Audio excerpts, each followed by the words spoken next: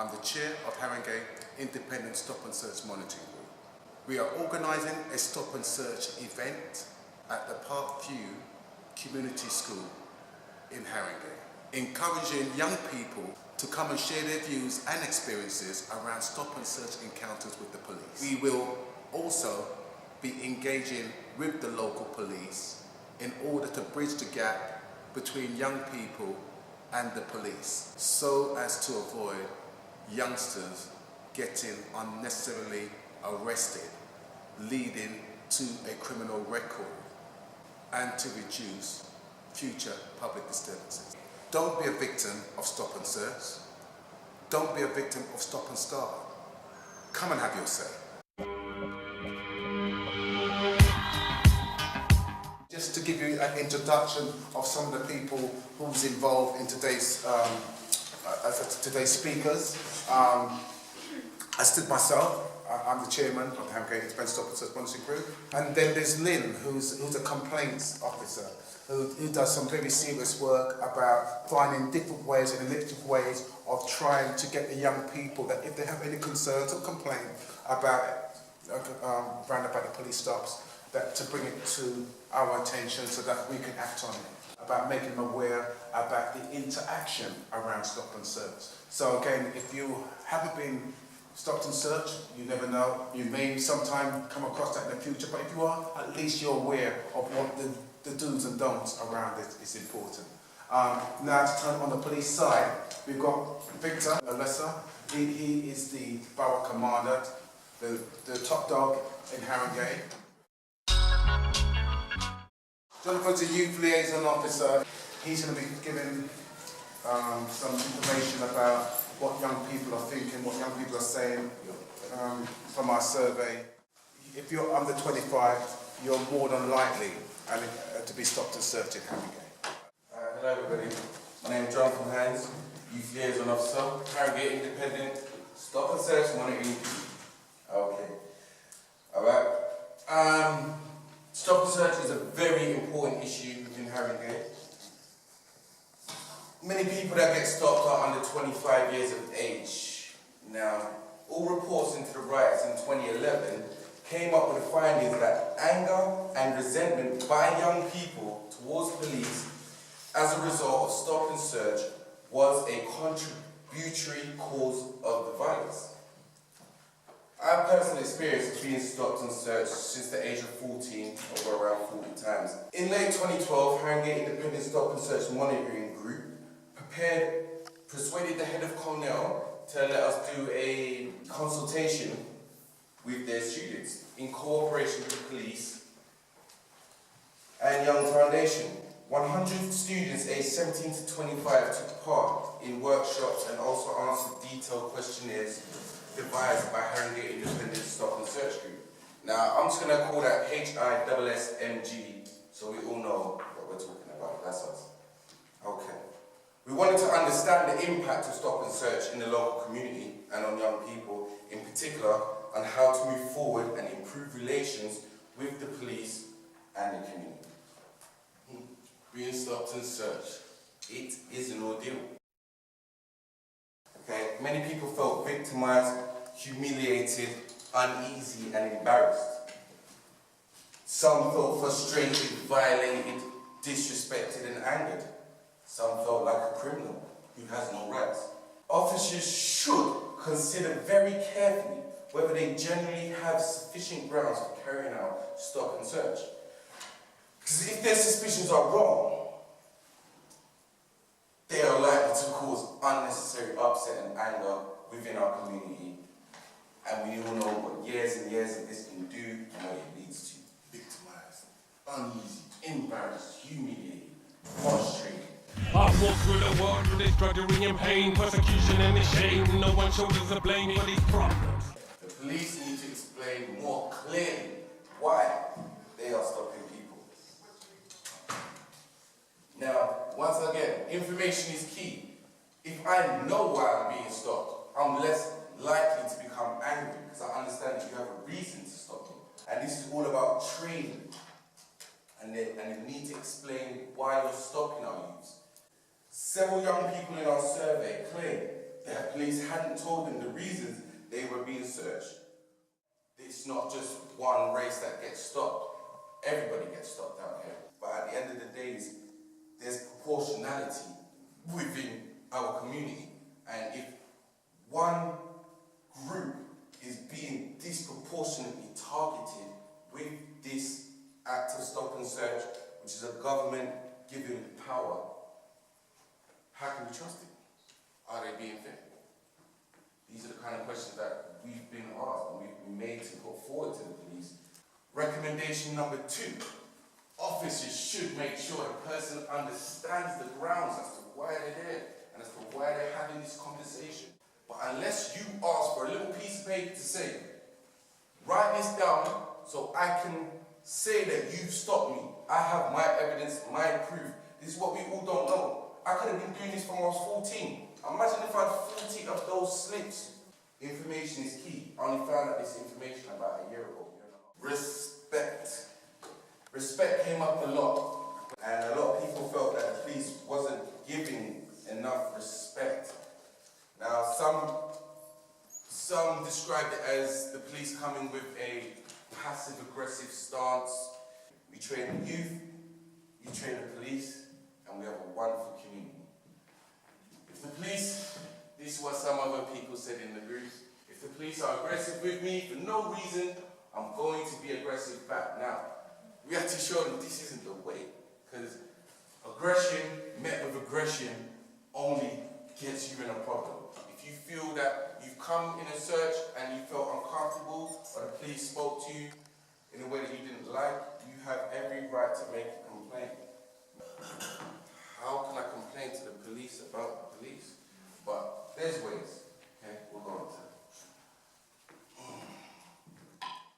Officers should not try to restrain someone during a stop and search unless they are being violent. Police cannot put their hands on you unless they're arresting you or unless you're creating a problem. So just understand that. And if you feel that you're placed in an uncomfortable position where the police are putting their hands on you, just tell them, I'm going to take a step back to diffuse this situation. And you'll find that 9 times out of 10, they calm down. Many young people who are stopped and searched feel discriminated against. Discrimination. Discrimination is a crime. These are the questions that you as the youth have the power to ask. Nobody can tell you nothing. If you feel strongly about something, you can get your message across in the right way. Young people in Haringey would like racial disproportionality rates to come down and arrest rates to go up. This is a very clear statement. Key message number 5. After the stop, the police always acknowledge the inconvenience. Now, this is a simple sorry. Now, many times I've been stopped. Sometimes it's seriously left me upset, sometimes left me hurt, sometimes left me injured. When you stop someone for their time and you do not warn them or you do not arrest them, a simple sorry for your inconvenience and thank you for your time. Now, if you did that to 103,000 people during that era, you probably wouldn't have had the rights. Because courtesy is key. Police need better training in how to relate to young people. Because their training says, if you raise your hands and in any kind of way, even just to express yourself, you could also take one step back, defuse the situation. No dramas, no issues. 3 key messages for young people. But the message is coming from our people is know your rights. If you're not clear why you've been stopped, then just ask. And third, if you feel you've been treated unfairly, make a complaint. It's easy to say, but to get the youth to actually make complaints is one of the hardest ever things. Because as I said, who wants to complain to the people you're complaining about? And they can just put in your address and find you at any given moment. So that's why I don't think they get any complaints at all. But yeah, that's me, Jonathan Hinds. Fancy his hat. What you can do, what you have. And when Jonathan was giving his presentation, one of the things he talked about was stop and search could be an ordeal for the person being stopped. Just want to say, for some officers, it could also be an ordeal for them doing the stop and search. And I'm not saying that to make an excuse, I'm just trying to get a position where we understand that this activity that's talked about so simply is a human interaction. And just because the person at one end has got this uniform on, don't always presume that that person is in complete control of what they think they're doing. Some officers may not know the law as well as others. Hey, it's a natural fact of life. Now we see this society messing up you and me, you and me, you and me. This can't be the way things are supposed to be. Fiona, do you mind coming up with me and giving it some of the answers to the questions? Question 1. What must a police officer tell you before a search? Correct? Yeah, they've got to tell you what they're looking for, who they are and what station they're attached to. Yeah. Correct? That's easy. If you do want to make a complaint or anything, then you have their details. Next one. Police officers have to be wearing uniform to stop and search people. True. So yeah, they do have to identify themselves. They should show you their warrant card. So that has a picture of their face on it and the logo for the Met Police. Okay. Question 3. Police officers need to have reasonable grounds to justify a search. It is true in most senses. So usually under routine general policing duties and stop and search, you do have to have reasonable grounds. Section 60 is basically when senior officers think there might be gang-related violence, and it allows people to be stopped and searched on the basis of preventing anticipated violence, rather than on specific grounds to believe that you have an object of a certain kind. Okay, so next one, number 4. Police officers can ask you to take off any clothing they tell you to, even if it's embarrassing you as you're in a public place. Out of public view, as sort of suggested on there as well, religious items such as a turban and things will be taken off. If you do have a strict search or anything like that, then yes, you're back to the police station, and that will be an officer of the same sex as you as well. On a routine search, just out on the street, there is no automatic right to be searched by someone that's the same sex as you. But if it's a strict search, then it definitely is. It's 2 officers of the same sex as you. So women can search men, and men can search women out on the street. Observations of how you are behaving. Would we use that to form a basis for why we'd stop and search you, do you think? Yeah. Information received from the public. Information provided over the radio. Yes. Okay, knowledge you've got a previous criminal record, so we can't use that. As far as stop and search is concerned, just to reiterate it, if you are just generally stopped, asked to account for your presence in an area, so that's just a stop. You don't have to provide a name and address at all. If you are stopped and searched, you do not have to provide a name and address. The only real times that you have to are, as I say, if you're acting in an antisocial manner, the police have the right to ask you for your name and address, and if you don't provide it, then you do commit an offence. If you haven't committed any offences, if you haven't done anything wrong, no suspicion you've done something wrong, an officer's just stopping you the way Fiona's described, just come and talk to you, you know, not have drugs, there's no drugs on you, there is no power to ask for name and address, there's no power to keep you there to get your name and address, and you cannot use the fact that you don't give your name and address as suspicion to then go any further. If you've been stopped and searched, it's negative, you've not been arrested, obviously that would be separate, but you've got a search slip for a negative stop and search, so nothing's come of it. There is no criminal record aspect to that. You don't have to declare it anywhere, you don't have to tell anyone, no one's getting told about it.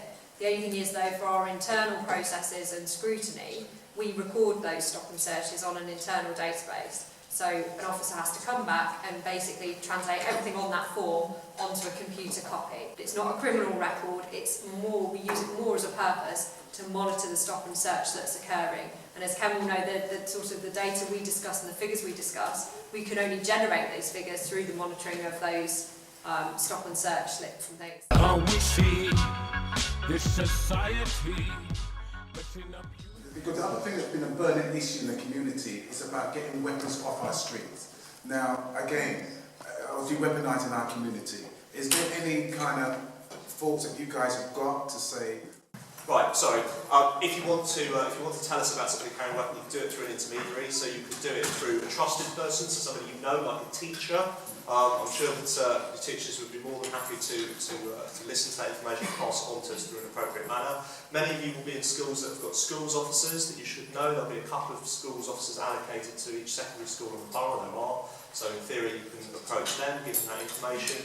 Whilst obviously the most direct thing for you to do is to tell us directly if you think someone's carrying a knife. There are lots of ways that you can do that, and you don't necessarily have to do it by telling a police officer personally. So the most important thing for us is to get decent quality information from communities in order to take weapons off the streets. Talk to your friends, talk to families, talk to older people, stop them leaving the house with it. If you can't do that because there's no one available, then the next bit is to talk to us. I know all the issues around that in the sense that you might think you're snitching, you might think you're not being a friend, but ultimately we want to do one of two things. Either stop that person using the weapon so they injure someone, or attract violence to themselves because they've got a weapon. Either way, we don't want anybody to get injured, either the person holding the knife or somebody else. So talk to us, yeah? And then we will actually intervene, and then that's the next bit. The way we intervene is also important. You know, if you trust us to tell us, and we intervene in a way that's aggressive, then that's not appropriate. You know, if we don't do anything, that's not appropriate if it leads to the person being injured. So there's got to be that bit where you trust us. You could do it through a body called Crime Stoppers, which is a charity. They've got a free telephone number. They have a direct link into what's called the Met Intelligence Bureau, which also has a 24/7 function that they can pass information in to us. And if either Crime Stoppers or the Met Intelligence Bureau decide that it is at very high risk, so there's somebody carrying a knife right now on the streets of London, they will get that information across the relevant department to get it dealt with promptly. They would give you a completely anonymous means to pass information on. They will not tell us the phone number you rung from, they won't tell us your name, they won't give us any of that information at all. Even if we go back and say we really need more information, they still won't give us your details. So we're more than happy to take information about anything that's going on, about criminality within your communities, but it will get acted on and it will be treated with the appropriate level of, I suppose, ultimately trust that what you're giving us is accurate and that we'll deal with it responsibly. Ultimately, what we want is the information to get the weapons off the streets. And it doesn't mean that you've always got to go to court or that you would have to go to court at all. You wouldn't even necessarily have your details if you did it through Crime Stoppers. Talking to a lot of young people, they all want to target knives and guns and violent offending. When all statistics shows you that should you walk with a weapon, you're 2/3 as likely to be caught up in violence by having that. So you must be aware that for your own self-preservation, think before you get involved with others that may be doing something not so good. As I said, I'm going to move things on because we've got an important man here, Simon Natas from ITN. He's a criminal lawyer, and we wanted to say a few words. So I just wanted to talk from my own experience about cases where, types of cases where the police do get it wrong and what they tend to get wrong. Police have the power to search for prohibited items, for weapons, for stolen items or items that can be used in theft or in fraud, and also under the Misuse of Drugs Act they can search for illegal drugs. They have to have reasonable grounds, as we've heard, and even if they've got reasonable grounds, the search is still not lawful unless they comply with those rules that you've already heard about. They've got to give their name, the police station they're attached to, their warrant card if they're not in uniform. There's a situation, for example, where they suspect somebody's got drugs and they think the person's about to swallow the drugs to prevent the search being completed or being caught with drugs, and the police have just stepped in and tried to get the drugs off them, and when the case has come to court they've said, well, we didn't have time to tell the person our names or the police station we were attached to or why we were searching them because it was urgent. And what the courts have said, there's a case with the Court of Appeal called Crown against Bristol, it doesn't matter how urgent the situation is, the police still have to comply with those things before they search, and if they don't, the search is unlawful. But despite the fact that the Court of Appeal made this very clear quite a few years ago, I still come across cases. But the fact that an officer may genuinely have suspicion isn't enough. It has to be reasonable, and the term reasonable means it's objective. So a court can have a look at the circumstances of a search and say, whatever the officer thought, we don't think it was reasonable. And the codes of practice, which are attached to the Police and Criminal Evidence Act, give quite a lot of guidance about what is reasonable and what isn't. And one of the most important things is that the police cannot rely on personal factors alone. They can't rely on your race, your appearance, or, as we've heard earlier today, even the fact that you're known to have a criminal record. So it's pretty obvious that if the police stop someone, perhaps who's got dreadlocks because they think they may be a Rastafarian and they may have drugs, that's going to be unlawful. And one would hope that doesn't happen too often anymore. But that's clearly going to be unlawful. But even if an officer sees someone he knows, just being released from prison perhaps, for handling stolen goods, and stops him because he thinks that he's likely to have some stolen property on him, that would be unlawful. The fact that that person has a previous conviction, is known to have a previous conviction, even a recent one, wouldn't be enough. On the other hand, if they saw that person maybe at 2 in the morning trying the handles on car doors, or even acting suspiciously around cars, looking through car windows, that might be enough to give grounds for suspicion to search them. They put a black mark up against your name. The aim is to keep you down and you remain just another pawn in the game. Another situation you get an awful lot is descriptions. And then you've got to look at the type of information or intelligence that the police have. The court and the lawyers who get involved in the case, if it leads to an arrest, will look at that to determine whether it's reasonable or not. And if that person decides to make a complaint, again, you look at whether it was reasonable. You'd be looking at the specific evidence and intelligence that the officer had. And in fact, there was a case in the High Court a while ago of a man who was actually arrested. He had his hands in his pockets, and he was in, I think it was in Walthamstow, and the officer said that he was looking at houses, and they said this was an area where there were a lot of burglaries, and so they stopped him and said, "What are you doing? Take your hands out of your pockets." He said, "I'm not going to, and I don't need to tell you what I'm doing." And he was arrested for resisting a search. That was unlawful. So, unfortunately, I do deal with cases reasonably often where the police may have had reasonable grounds to search someone, but the way they've gone about the search doesn't comply with the codes of practice. What the codes of practice say is that stops and searches must be carried out with courtesy, consideration and respect for the persons concerned. And even if an officer has grounds to search somebody, if they conduct the search in that way, the search may be unlawful. And that means the officers may be acting outside their duty. That may give rise to a legitimate complaint. So those are three sort of areas that come up quite often in cases that I've dealt with over the years. The failure to comply with these preambles, the giving details, given the object of the search, comes up a lot. Obviously, lack of reasonable grounds for suspicion comes up a lot. And lastly, just failing to comply with the codes of practice and this requirement, you've got to do it by consent if you can, and you can only resort to the use of force if that proves not possible. So those are the situations that do arise that I think are worth looking out for. If the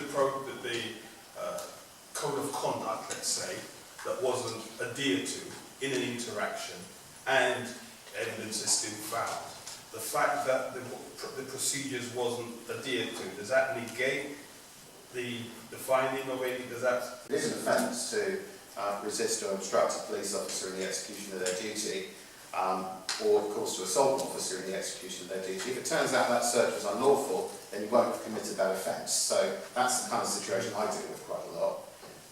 Obviously, if you have been detained for the purposes of a search, and the police have handcuffed you, gone through your pockets, taken your clothes off, and that was unlawful, then the police would have committed something called a tort, which is a civil wrong. Your detention will be unlawful, and that's a tort of unlawful imprisonment, and you will have been assaulted. So it will have that civil consequence, and also it would give rise to a police complaint, because that officer, by acting unlawfully, will have done something which makes them liable for some sort of disciplinary action. Because technically, every time I get pulled over, every officer can say it to me, I smell cannabis, and use that as a tool every time. A court can look at whether the grounds he had for the search were reasonable ones. Was there enough evidence to give rise to the suspicion? Now, if that officer genuinely could smell cannabis in your car, that would be enough for reasonable grounds for suspicion. Unfortunately, I do think that an awful lot of unlawful searches are made on the basis that an officer says something that he knows nobody can ever gainsay. Well, I smelt it, you may say you didn't, but I smelt it on you. So if no one can prove it. As I said, you know, quite a few of us, I've been in for 40 years, I've been stopped and searched. So, you know, so it's like I've seen 3-4 generations that's gone through certain things. And what I'm trying to do here is maybe stop it from continuing to become a 5th and 6th generation. Because all the things that you're talking here, don't forget we've been through this with the sus law and things hasn't really changed that much to where we are today. But what we have to do here now is to say, yeah, we acknowledge that over that period of time and the damage it has done. Now we see this society messing up you and me, you and me, you and me. This can't be the way things are supposed to be. It's a natural course of things that some officers will get something wrong. Now, if those officers get things wrong because they're deliberately falsifying what they're doing, then they'll get dealt with. If those officers get things wrong because they've made a genuine mistake, then there's an opportunity there to try and rectify that mistake and make sure the officers get it right. Jonathan also talked about the discussion we're having about cannabis. You know, an officer saying, I smelt cannabis, and as a result I'm going to stop and search you, and he gets to a position when he gets to court. Absolutely right, it may be very difficult to prove, but it's not impossible. Just because it's very difficult doesn't mean we don't pursue trying to disprove an officer's grounds on which they're based a stop and search. Because the more we do that, then the less likely you might have those officers who use it deliberately as an attitude or as a reason to stop people to stop doing it. I can stand here confident that 99.9% of officers who work in the British Police Force do the right thing. And you won't get any more people more vehement against, you're shaking your head, against those bad officers. Now, if we just go back a few minutes, quite complimentary for somebody to say, you've got 4 reasonable officers here, articulate, you know, can engage. We're not unique. We're not unique in Haringey, we're not unique in the Met, we're not unique in the police service. But somehow or other, when we have the conversation, we're swept aside. And the moment and the examples of negativity becomes a stereotype for the whole police force. It's got me wrong. You know, and what Ken is saying, what are we doing here? How do we tap in to those vast majority of the people who wear this uniform, who do know the law, who do know what they're doing, to try and change those minority who are doing things wrong? Out in the cell under suspicion, but the evidence for the court has gone missing. The officer in charge, mate, he's off fishing. He retired. And we want to hear also how about making complaints. It is cool to come and complain. Basically, you can make a complaint for these reasons. You can't just make a complaint generally, but you make a complaint if you've experienced inappropriate behaviour from a police officer or a member of police staff. You know, for example, they were rude to you, they were aggressive, anything sort of unwarranted. You can complain if you've witnessed an incident where a police officer or a member of staff acted inappropriately. You can complain if you've been adversely affected by the conduct of a police officer or member of police staff. And lastly, you can also complain about how the police force is run generally. So that's around direction and control. So you can complain about policing standards or policies, for example. I mean, mainly, the main one you're likely to come across is that you've been affected by a police officer's behaviour and you feel that that's wrong, I suppose is the best description of it. So that's when you can complain. You can complain for yourself, if you're under 16 or 16 and under, you can get an adult to complain for you. But also, if you are an adult and you don't want to complain, you can ask someone else to complain on your behalf. That could be that a friend, anyone. As long as you give them written permission, they can complain for you. So if you are, I suppose, more relevant to you guys, if you're a young person and you don't want to complain to us, ask a parent or guardian to do it on your behalf. Main ways of complaining. You can call 101. So that's our police phone number, I suppose, for non-emergencies. Give it a ring, say that you'd like to make a complaint. This will go to the duty inspector that's on duty at the time, and they will ring you back. It might not be immediate, but they will call you back and they will talk to you about your complaint. They may be able to resolve it for you, depending on what it is, or they may have to formally record it. So that's one of the ways, probably the easiest way. But in ringing that number, obviously you would have to be prepared to be called back by us, so to give your name and your phone number, and to have a dialogue with us, so to answer your phone when we ring you back. Another way is you can report it online. You can do that as a complaint, or you can just give feedback. So if you don't want to go through the formal processes of saying, I want to make a complaint, I really want to go through all the processes, then you can just leave your opinion, basically. And that's on that website up there. This will come back again to local police if you've made a complaint. Again, an inspector will pick it up and look at it, try and resolve it with you, formally record it if it requires. So that one's sort of the main sort of way that you want to do it online. Quite a few people go straight to our Directorate of Professional Standards, that's number 3. They are our internal organisation that investigate complaints on a more serious scale, I suppose, the best description, and misconducts of our officers. So even if you write to them, if it is a low-level perhaps complaint, then it will return back to the borough again. That's the inspector, you see where it's generally themes goes back with. If it's of a more serious nature though, and they think that they need to investigate, they will retain it. Similarly, if they record a complaint and feel that it is an inspector records it on the borough and it's very serious, again, they may keep it and investigate it. So probably your local police sort of dealing with it in that aspect. The next one is the Independent Police Complaints Commission. You can complain directly to them, but again, kind of like the other one, it comes back. It will go to the Directorate of Professional Standards. They'll then again decide either they keep it because it's very serious or they send it back to the borough. So although you've written to the Independent Police Complaints Commission, the likelihood is, if it is say about an officer being rude to you, it will be a local inspector who is investigating that. But again, if you didn't want to go through us, you can start with them and it will filter back through. And then, lastly, I suppose the most important thing is it is taken seriously. Whilst it does require you to have some trust in us that we do take it seriously, I can assure you by the dealings and everything I've seen that it is taken very seriously. We are employers, so we have to stick to employment law, but we do investigate complaints thoroughly, effectively. It's not innocent until proven guilty, it's balanced probabilities. So, is it more likely to have happened or not? So if you've been treated badly and you record it on your phone, it's going to be more likely that it happened than it didn't. If you've got external witnesses or anything, so it's not just that it's only the police officer that will be believed, but it does take some faith to believe that we will deal with it. Oh, we see this society messing up you and me, you and me, you and me. This can't be the way things are supposed to be. So, my vision as the Borough Commander of Haringey, I've been saying it over here, is safety. Safety for everyone. Whether it's in a public place, whether it's in a private place. And what I mean by private place, if you're in a relationship and your partner's going to beat up on you, that's our responsibility.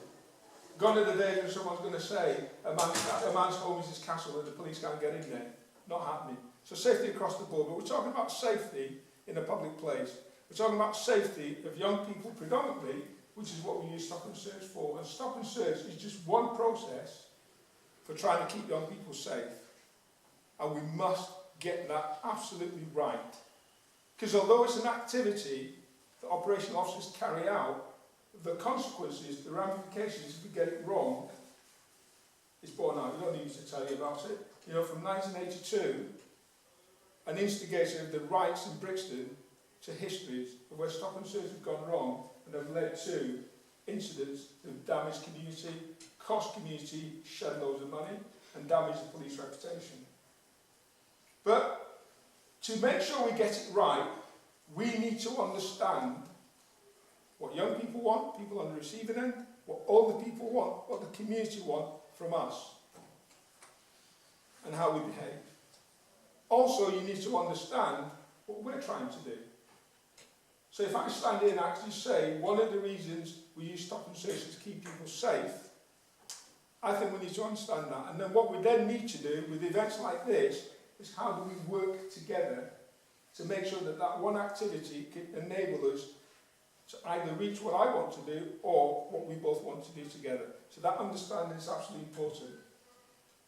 Now, when Simon talked about his bit, essentially he was talking about getting things right, getting the codes of practice right, getting the legislation right.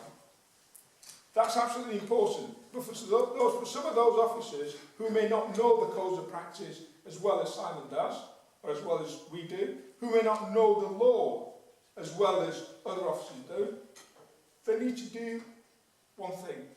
They need to do the right thing. If they can't get it right because they're not sure absolutely 100% of the legislation, they need to do the right thing. When they don't do the right thing, then that doesn't work. So we're looking quizzical. So if an officer, for example, doesn't know that he has to show his warrant card if he's in plain clothes, because he might think, well, the reason why you don't show your warrant card is in plain clothes because of the counter-terrorism legislation, it keeps you safe. Because if you stop and search under a terrorist legislation, you don't have to show your warrant card. You can give your warrant card number. So if an officer conflates that with selling plain clothes, but if the officer did the right thing by saying, I don't need to show you this, but I work in the station down the road, and if you come in there, you know, there's only a few of us working between these hours, you'll be able to find who it is that's working, we'll tell you, but I can't tell you on the street. That's doing the right thing, rather than saying, I'm not telling you, I'm walking away. If officers do that, then not knowing the legislation is not about. Clearly they should know the legislation, know the codes of practice, but the reality is, I'm not going to sit here and say every single officer in the Met or in the country knows the law, because they don't, but they need to do the right thing. Codes of practice are not the law. Codes of practice are ways of behaviour. Ideally, every single officer will know every single law, every single legislation, but it doesn't happen for a whole range of reasons. Ideally, every maths teacher will know every single aspect of mathematics, but it doesn't happen. All I'm trying to say to you is, let's get into a position where, if we just say you don't know the law, and if it's a deliberate act of not knowing the law, you pay a price, you get sanctioned. Can't we see this society messing up you and me, you and me, you and me? This can't be the way things are supposed to be. Ha! Can't we see?